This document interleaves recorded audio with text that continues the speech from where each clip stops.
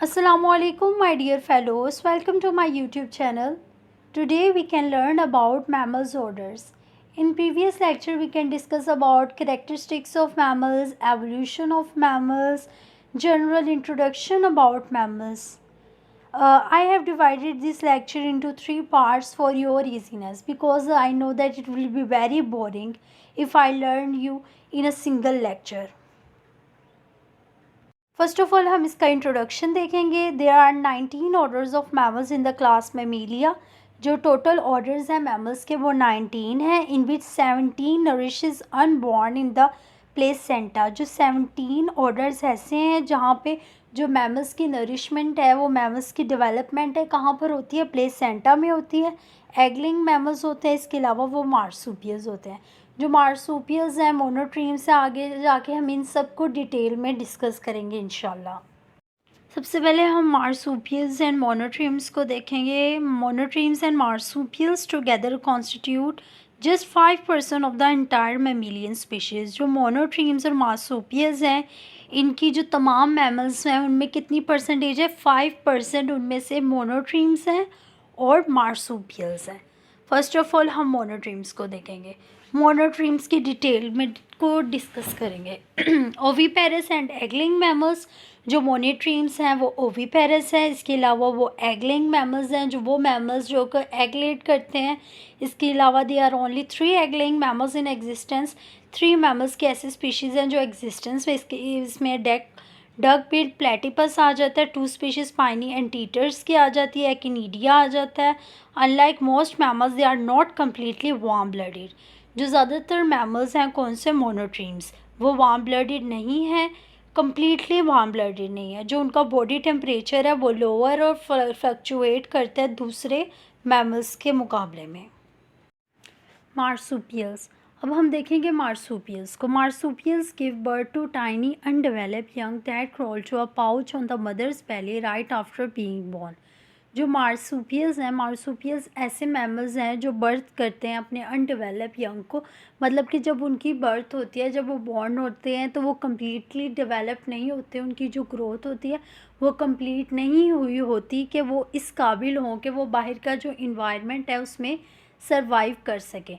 जब तक कि वो कंप्लीट डेवलप नहीं कर जाते, उनकी कंप्लीट ग्रोथ नहीं होती, वो अपनी जो मदर है उसके एब्डोमेन पे, जो मदर का आउटसाइड एब्डोमेन, वहाँ पर एक पाउच लाइक स्ट्रक्चर होता है जहाँ पर वो जो न्यू ऑफस्प्रिंग है या न्यू बॉर्न बेबी है वहाँ पर रहता है जब तक उसकी कंप्लीट डेवलपमेंट नहीं हो जाती. इसमें हमारे पास जो मोस्ट कॉमन एग्जांपल है वो कैंगरू की आती है.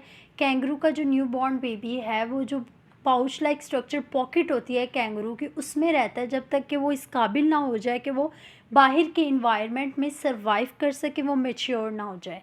इसके अलावा Australia, Tasmania, Americas are home to around 250 species of marsupials. ये वो कंट्रीज़ हैं जहाँ पर मार्सुपियल्स की 250 स्पीशीज़ प्रेजेंट है. नेक्स्ट ऑर्डर जो हमारे पास है वो है प्लेसेंटल मैमल्स का. प्लेसेंटल मैमल्स की हम डिफरेंट कैरेक्टरिस्टिक्स को डिस्कस करेंगे. इसमें सबसे पहले uterine development. They carry unborn young in the uterus until the offspring can survive in the wild. जो अनबॉर्न यंग है वो यूट्रस में रहता है मदर के जब तक कि वो इस काबिल ना हो जाए जो आउटसाइड इन्वायरमेंट है उसमें सर्वाइव कर सके. इसके अलावा इसका नेक्स्ट करेक्टरिस्टिक है प्लेसेंटल एक्सचेंज.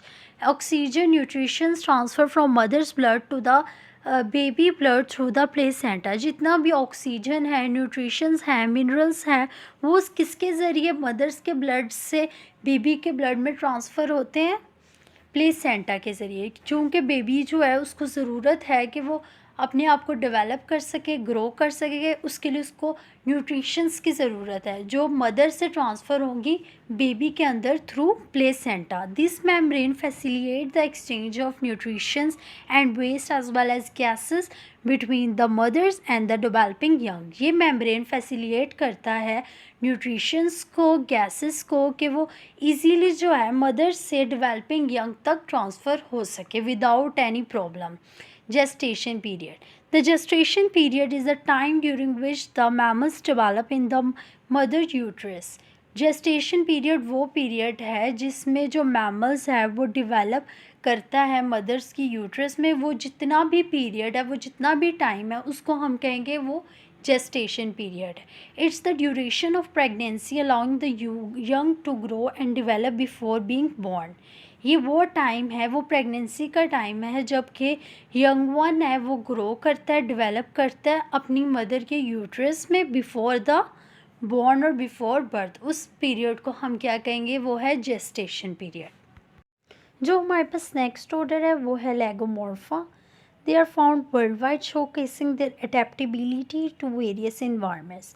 जो लेगोमॉर्फा है वो दुनिया के मुख्तलिफ इलाकों में पाए जाते हैं और ये अपने आप को किसी भी इन्वायरमेंट में इजीली अडॉप्ट कर सकते हैं। Hedge along with the rabbits and small mountain mammals called पिकास देयर शो देयर फीचर्स।